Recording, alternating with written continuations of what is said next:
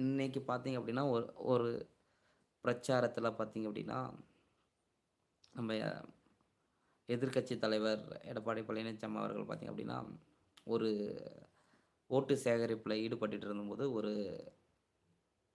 என்ன சொல்லி ஓட்டு கேட்டுட்டு இருந்தாரு அப்படின்னாக்கா, ப இளைஞர்கள் பெரும்பாலும் பார்த்தீங்கன்னா, இளைஞர்களுக்கு வந்து சொல்லிட்டு இருந்தாரு. ஒரு விஷயத்த வந்து, ஆல் பாஸ் பண்ணது நானு,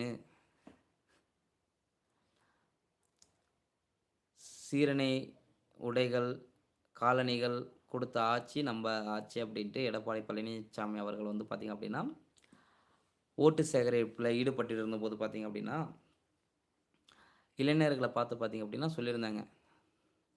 "செடி வச்சு தண்ணி ஊத்துறது ஒரு ஆளு, காய் காய்ச்சி பழம் பறிச்சுட்டு போறது ஒரு ஆளா?" அப்படின்னு வந்து அவரு யார சுட்டி காட்டுனாருன்னு நெனைக்கிறீங்க? ஏன்னா, அந்த கொரோனா டைம்ல வந்து பார்த்தீங்க அப்படின்னா